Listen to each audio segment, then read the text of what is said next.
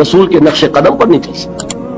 قرآن پر ایمان کے دعوی ہیں، قرآن جس شے کو حرام ٹھہرا رہا ہے اسے اپنے لیے جائز کیا ہوا ہے۔ اللہ کے رسول فرماتے ہیں ما آمن بالقرآن من استحل محارمہ، جو قرآن کی حرام کردہ کسی شے کو اپنے لیے حلال ٹھہرا لے اس کا قرآن پر کوئی ایمان نہیں۔ یہ سب کچھ کیوں ہے؟ آخرت کا خوف۔ قرآن مجید میں پہلی وحی جو آئی تھی اقرا، ان 5 آیات کے بعد 3 آیات ہیں کاش کہ کوئی، جو میں نے آپ کو پہلے بتایا اس فلسفی کا نام جس نے 2 کتابیں لکھی کانٹ، کاش کہ کوئی اسے یہ 3 آیات پڑھا دیتا۔ اقبال نے کہا تھا نا نیٹشے کے بارے میں، اگر ہوتا وہ مجذوب فرنگی اس زمانے میں تو اقبال اس کو سمجھاتا مقام کبریا کیا ہے۔ اگر کانٹ کہیں ہوتا اور اسے یہ 3 آیات کوئی پڑھا دیتا، کلا ان الانسان لیطغی، انسان میں بغاوت، سرکشی، تعدی، ظلم یہ پیدا ہو ہی جاتا ہے، دست درازی کر بیٹھتا ہے، دوسروں کا حق مار بیٹھتا ہے۔ کیوں؟ الراہ استغنا، کہ وہ دیکھتا ہے کوئی پکڑ نہیں ہے۔ اگر میں انگارہ ہاتھ میں پکڑوں ہاتھ جل جائے گا، اگر زبان پر رکھوں زبان جل جائے گی، جھوٹ بولوں کچھ نہیں ہوگا، چھالا بھی نہیں پڑے گا، جلنا تو بہت دور کی بات ہے۔ میں حرام خوری کر رہا ہوں، مجھے کوئی تکلیف نہیں پہنچ رہی، پھل رہا ہوں، پھول رہا ہوں، پھیل رہا ہوں، میری عزت بڑھ رہی ہے، لوگ میرے سے جھک کر مل رہے ہیں۔ سب کو معلوم ہے کہ حرام سے کما رہا ہوں، سب کو معلوم ہے اسمگلر ہوں، سب کو معلوم ہے بلیک مارکیٹیئر ہوں، لیکن پیسہ ہے میرے پاس، بڑے بڑے لوگ آتے ہیں، علماء آتے ہیں اور وہ مجھ سے ہاتھ ملاتے ہیں، تو مجھے کیا ضرورت پڑی ہے کہ میں حرام خوری چھوڑوں؟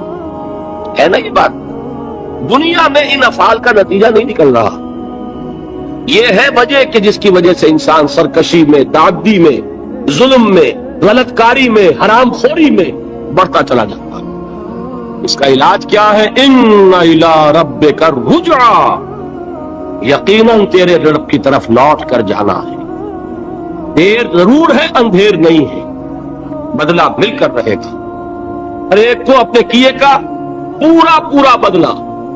ایک میں آپ کو خطبہ سناتا ہوں نہج البلاغہ کا، جو بھی مرتب ہے اس نے حضور کے کچھ خطبات بھی جمع کیے ہیں۔ حضور کا ایک سادہ سا خطبہ ہے، اس سے آپ کو اندازہ ہوگا ایمان بالآخرہ پر کس درجے حضور نے زور دیا ہے۔ واللہ لتموتن کما تنامون، خدا کی قسم تم سب کے سب مر جاؤ گے جیسے روزانہ رات کو سو جاتے۔ ثم لتبعثن کما تستيقظون، پھر تمہیں اٹھا لیا جائے گا جیسے روزانہ صبح کو بیدار ہو جاتے۔ ثم لتحسبن بما تعملون، پھر تمہارا حساب کتاب لیا جائے گا ان اعمال کا جو کر رہے ہیں۔ ثم لتجزون بالاحسان احسانا وبالسوء سوءا، اور پھر تمہیں لازماً بدلہ مل کر رہے گا، بھلائی کا بھلا بدلہ اور برائی کی بری سزا۔ اور وہ کیا ہے؟ وَإِنَّهَا لَجَنَّةٌ أَبَدًا أَوْ لَنَارٌ أَبَدًا، یا آگ ہے ہمیشہ ہمیشہ کے لیے اور یا جنت ہے ہمیشہ ہمیشہ کے لیے۔ یہ زور ہے کلام نبوی میں اس ایمان بالآخرہ کے۔ قرآن مجید میں آپ دیکھیں گے آخری پارے کی وہ صورتیں جو ابتدا میں نازل ہوئی ہیں، سارا زور آخرت۔ القارعہ ما القارعہ وما ادراک ما القارعہ یوم یکون الناس کالفراش المبثوث وتکون الجبال کالعہن المنفوش فاما من ثقلت موازینہ فہو فی عیشۃ راضیہ واما من خفت موازینہ فامہ ہاویہ وما ادراک ما ہی نار حامیہ۔ میں ایک مثال دے رہا ہوں، الحاقہ ما الحاقہ وما ادراک ما الحاقہ اما یتساءلون عن النبأ العظیم الذی هم فیہ یختلفون کلا سیعلمون ثم کلا سیعلمون۔ سارا زور آخرت، اس لیے کردار بنتا ہے اس آخرت کے یقین کے نتیجے، عمل درست ہوگا اس آخرت پر یقین کے نتیجے میں۔ تو ایمانیات ثلاثہ کی ایک دوسرے کے ساتھ جو نسبت و تناسب ہے اہمیت کے اعتبار سے، اس کے لیے یہ الجبرے کے فارمولے کی طریقے سے یہ حقیقت ذہن نشین کر لیجئے، علمی، اصولی، نظری، علمی اعتبار سے اصل اہمیت ایمان باللہ کی، قانونی، فقہی، شرعی اعتبار سے اصل اہمیت ایمان بالرسالت کی۔ اخلاقی عملی اعتبار سے اصل اہمیت ایمان بالآخرہ کی ہے۔ یہ میرا گفتگو کا 5واں باب ختم ہوا۔ اب ہے اہم ترین باب، 6واں باب، ایمان کے 2 درجے۔ یوں تو ایمان کے درجات بے شمار، ایک ایمان میرا اور آپ کا، ایک ایمان ابو بکر اور علی کا رضی اللہ تعالی عنہما، کوئی نسبت و تناسب ہے؟ کتنے درجے ہوں گے؟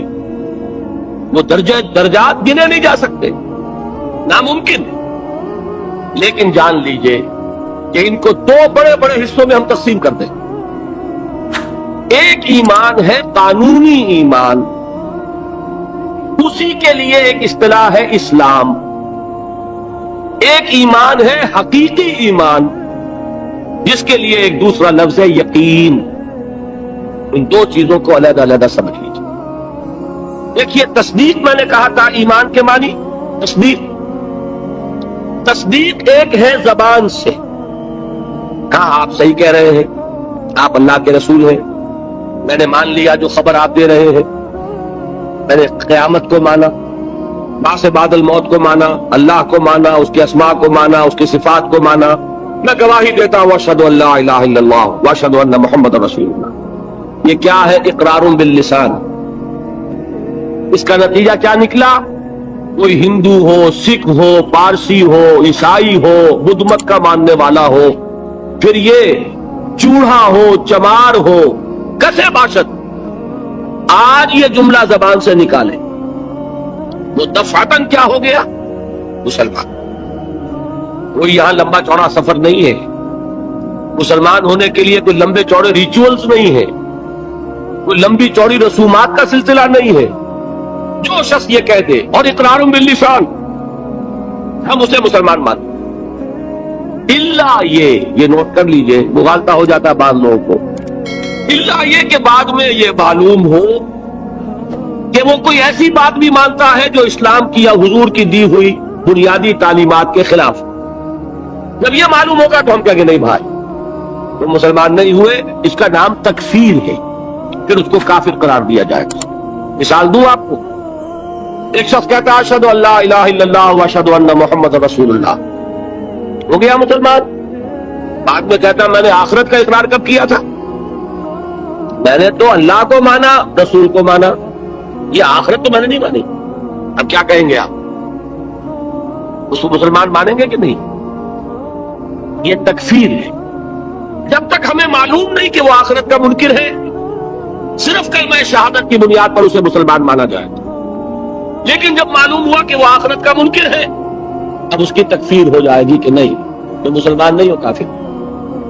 بالکل اسی طرح جب تک ہمیں معلوم نہیں کہ کوئی شخص جو کلمہ شہادت پڑھ رہا ہے وہ ختم نبوت کا منکر ہے، اس وقت تک وہ مسلمان مانا جائے گا، لیکن جب یہ معلوم ہو جائے کہ وہ ختم نبوت کا منکر ہے، اس کی تکفیر کی جائے۔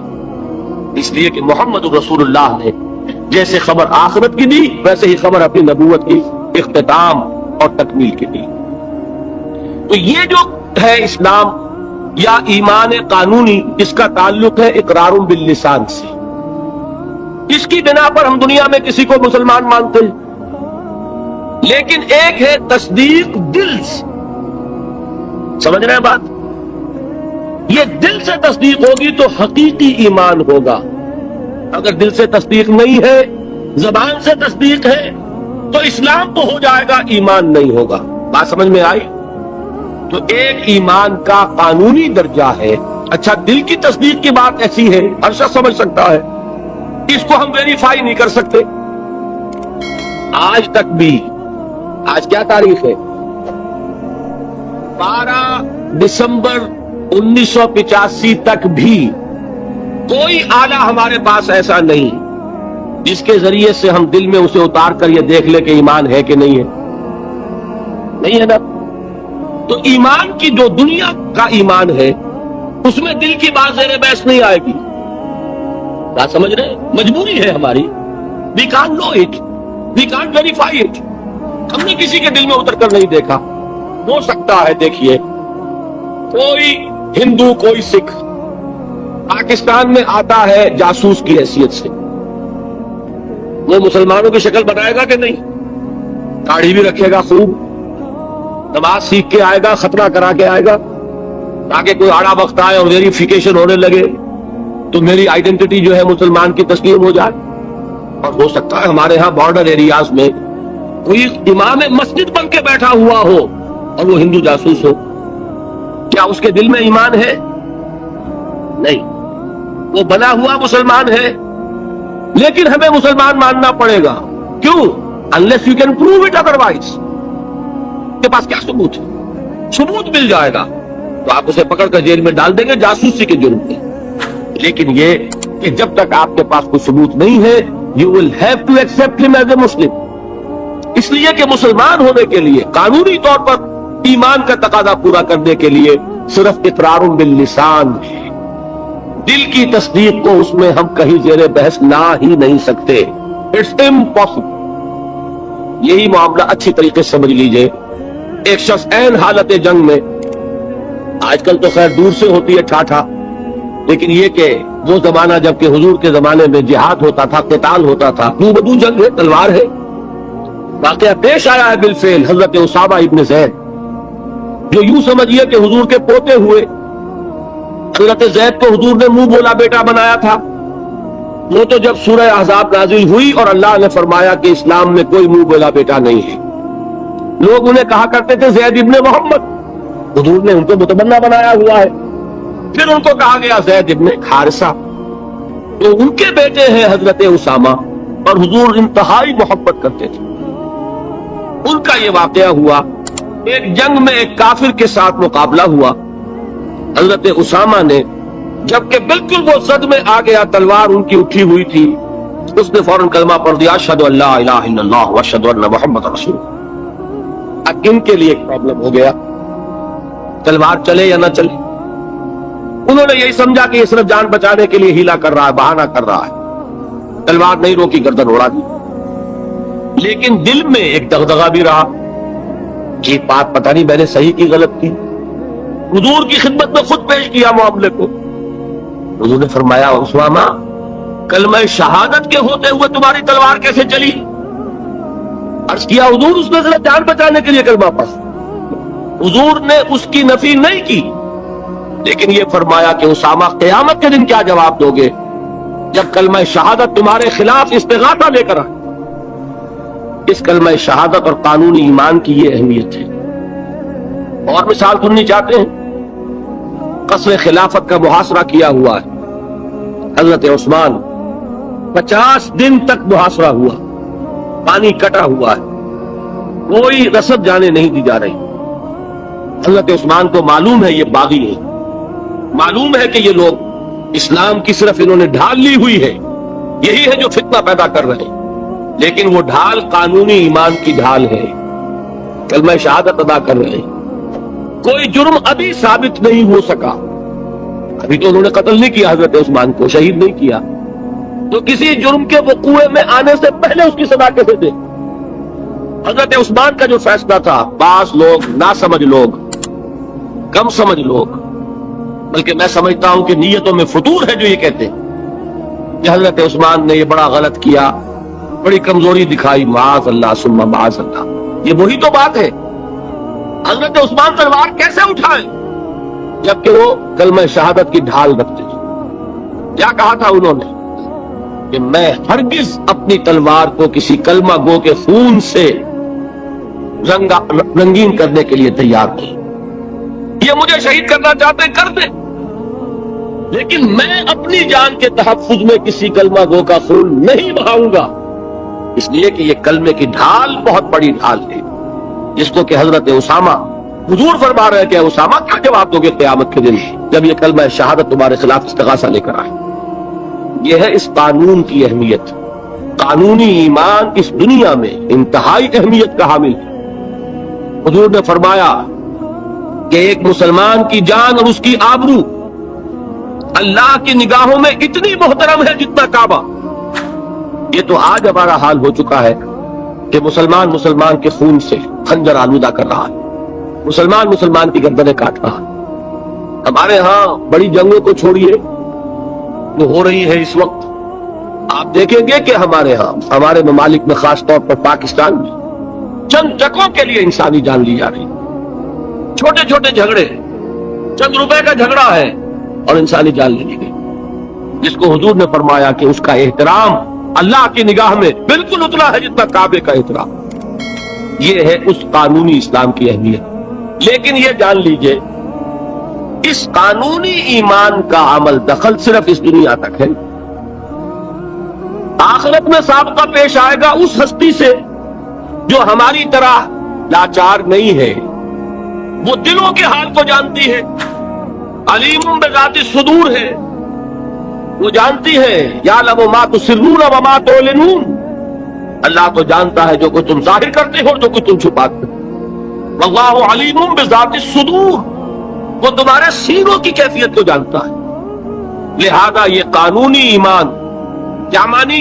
اگر صرف اقرار باللسان ہے اور تصدیق بالقلب نہیں ہے، یہ ایمان دنیا میں معتبر ہوگا، دنیا میں ایک مسلمان کی حیثیت سے تسلیم کرا لے گا، اس کو تمام لیگل رائٹس، تمام constitutional rights of a Muslim in an Islamic state, تمام legal and moral rights of a Muslim in an Islamic society, he will be entitled to everything.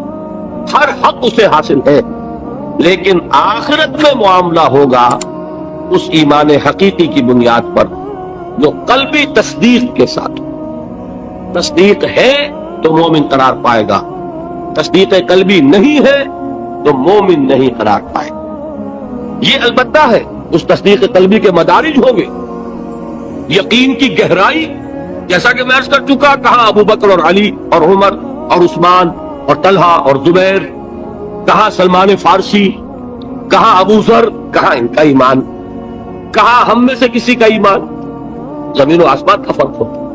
لیکن بیسیکلی تصدیق بالقلب ہوگا تو آخرت میں ایمان جو ہے تسلیم کیا جائے گا، اور اگر تصدیق بالقلب نہیں ہے تو دنیا میں چاہے وہ مسلمانوں کا بڑا لیڈر مانا جاتا ہو، وہ مسلمانوں کا رہنما تسلیم کیا جاتا ہو، یہاں کے سینسس کے رجسٹرز میں اس کا مذہب اسلام لکھا گیا ہو، کتنی ہی بڑی سے بڑی سند لے کر وہ چلا جائے اور آپ اس کے کفن میں بھی رکھ دیں کہ یہ دنیا میں مسلمان مانا جاتا تھا، اور مسلمان ہی نہیں، مسلمانوں کا قائد اور رہنما مانا جاتا تھا، یہاں کی ساری سندیں اور یہاں کے ساری سینسس رپورٹس وہاں جو ہے پرے کاہ کے برابر وقت نہیں رکھتی۔ وہاں تو ایمان ہوگا دل کا تو ایمان ہوگا تسلیم، اور اگر تصدیق قلبی نہیں ہے تو اقرار باللسان کی بنیاد پر کوئی شخص وہاں مومن نہیں بنا۔ یہی وجہ دیکھیے، اس ایمان مجمل کے الفاظ کو پھر دہرائیے، کتنے جامع الفاظ ہیں۔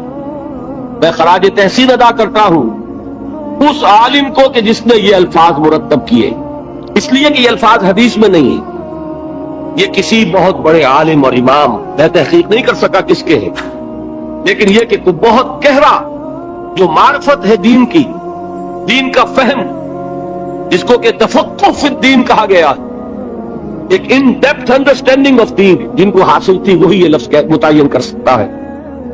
آمنت باللہ کما ہوا باسمائہ و صفاتہ وقبلت جمیع احکامہ، آگے کیا ہے؟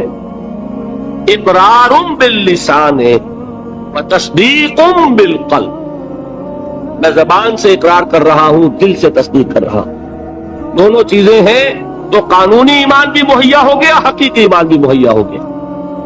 اور اگر یہ دونوں چیزیں نہیں ہیں، صرف اقرار باللسان ہے، تو وہ دنیا میں مسلمان سمجھا جائے گا، اگر تصدیق قلبی نہیں ہے آخرت میں وہ مومن شمار نہیں ہوگا۔ اچھا، ایک اور شکل بھی ہو سکتی ہے، ہو سکتا ہے تصدیق بالقلب ہو لیکن اقرار نہ کرے، یہاں وہ شخص بھی یہاں مسلمان نہیں مانا جائے، وہاں کا معاملہ اللہ کے حوالے ہے، وہ انڈیویجول کیس ہے، اللہ تعالیٰ جیسے چاہے اس سے معاملہ کرے، لیکن یہاں مسلمان اور مومن منوائے جانے کے لیے اقرار باللسان لازمی ہے۔ کسی شخص کو لاکھ یقین ہو، ابو جہل نے بھی اقرار کیا تھا جب اس سے سوال کیا گیا کہ کیا تمہارا یہ خیال ہے کہ محمد جھوٹ کہہ رہے ہیں صلی اللہ علیہ وسلم؟ انہوں نے کہا نہیں، محمد نے کبھی جھوٹ نہیں بولا۔ پھر سوال کیا گیا پھر ان کی بات کیوں نہیں مانتے؟ اس نے صاف اقرار کیا، میں یہ کہا کرتا ہوں give the devil his due, وہ ابو جہل ہے، کفار کا چوٹی کا لیڈر، حضور کا نہایت یوں کہیے کہ دشمن، لیکن یہ کہ اس کو بھی اگر اس کے اندر کوئی بات تھی تسلیم کیجئے. Give the devil his due.